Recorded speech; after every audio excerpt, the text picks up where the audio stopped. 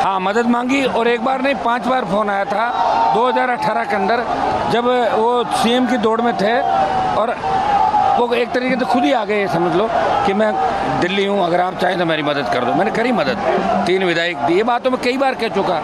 और जब सरकार गिर रही थी तब भी मैंने पायलट का बात सीएम के लिए मैंने ही प्रपोज किया कि हम 3 विधायक इसी बात के लिए देंगे कि सचिन सीएम बने, किसी दूसरे को मुख्यमंत्री के रूप में RLP MLA नहीं देगा। और सचिन पायलट ने खुद फोन करके आपको मदद मांगी? 5 बार, 5-7 बार। आपने कहा कहीं और, जब तक फोन बंद ही नहीं किया, जब तक मैंने प्रेस कॉन्फ्रेंस नहीं की। और आदमी भी सारे प्रेस कॉन्फ्रेंस वाले उन्होंने भेजे थे मेरे घर से ही पीछी करी थी मैंने। बेनीवाल जी, सभा के बाद पूछ किया जाएगा या फिर अभी एक बार थोड़ी बारिश को देख लेते हैं क्या होता है, करेंगे हम। कोई सचिन पायलट अभी छात्र संघ चुनाव को लेकर कुछ नहीं बोल रहे, जबकि छात्र ही अब तो वो किसी चीज़ों के लिए नहीं बोल रहे हैं, वो किसी चीज़ के लिए नहीं बोल रहे, वो बहुत परेशान है। और वो उनके पास अब देखिए, जो एक गुर्जर समाज के वो नेता थे और यूथ भी उनको पसंद कर, लेकिन मेन जो उनका वोट था वो गुर्जर समाज था। गुर्जर समाज ने ये तय कर लिया कि भाई बार बार ये बैकफुट पे आ रहे हैं, बेक हो रहे हैं, तो हम इनका क्यों साथ दें। मुझे लग रहा है कमज़ोर पड़ गए। छात्रों की बात यदि सरकार नहीं सुन रही है, छात्र संघ चुनाव तो मैं तो तैयार बैठा हूँ ना, मैं तो सुन ही रहा हूँ। 1 महीना जब नड्डा और गहलोत अपनी पार्टी के वोट मांग रहे हैं, मैं इन बच्चों के चुनाव के लिए लड़ रहा हूँ। 100% लड़ूंगा, प्रयास करूंगा, चुनाव की घोषणा करा के ही दम लूंगा मैं।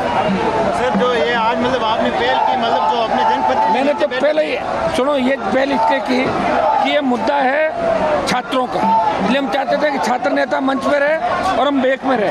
और ये झंडा भी मैंने इसलिए दिया कि अगर ये झंडा में नहीं देता ना तो बच्चों को रैली नहीं करने देते। सब जगह परमिशन रोकी थी, जोधपुर, अजमेर, आपका भरतपुर, उदयपुर, ये परमिशन इसलिए मिली कि RLP का झंडा था। जिस तरह लाल कपड़ा देखते ही ट्रेन रुक जाती है, ये झंडा देखते ही सरकार भाग जाती है।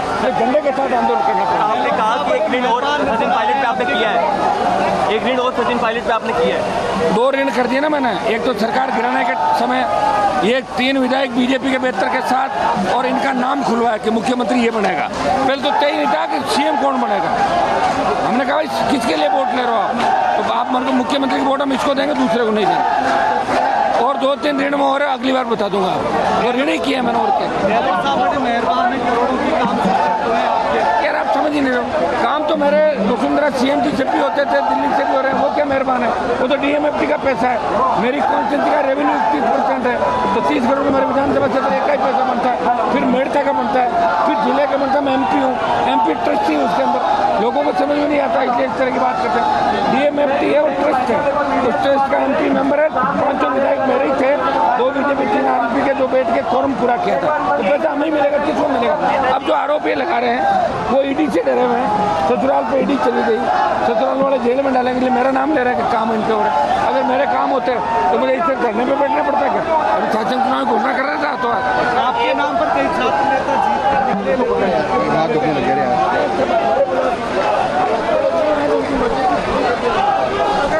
अगली बार आ जाए। अगर आज गहलोत जी आपकी बात नहीं मानते हैं तो अगला कदम क्या होगा? गहलोत जी को घर भिजवा देंगे। अगला कदम यही, बेटे को भिजवाए जैसे। कुछ शिक्षा के विद्यार्थियों के लिए आज आपने बाकी जो आज मचा रखी है प्राइवेट स्कूल, आप समझ नहीं रहे। उसके लिए प्राइवेट स्कूल के लिए भी विधानसभा, जो विश्वविद्यालय है, इन पर फीस नियंत्रण आयोग बने। ये सारे मामले हम ही तो उठा रहे, उठा कौन रहा है। हमें देख के जरूर लोग बयान देते हैं। पार्लियामेंट तक तो राजस्थान को ले गया। देश के अंदर एक ही सांसद है जो राजस्थान की ERCP, विशेष राज्य, महंगाई, अग्निपथ, किसान, एक ही जो व्यक्ति लड़ रहा है। लड़ कौन रहा दूसरा बताओ मुझे। 24 तो जयकारा मोदी के लगाता है। मेघवाल जी की बात सही थी, उनके जो मैंने कागज देखे थे, उन कागजों से तो भ्रष्टाचार है। वो जब कलेक्टर थे अर्जुन मेघवाल, और भी कई जगह भ्रष्टाचार, तो जांच करनी चाहिए, इसके अंदर जांच। उनको इस तरह बाहर नहीं निकालना, गलत।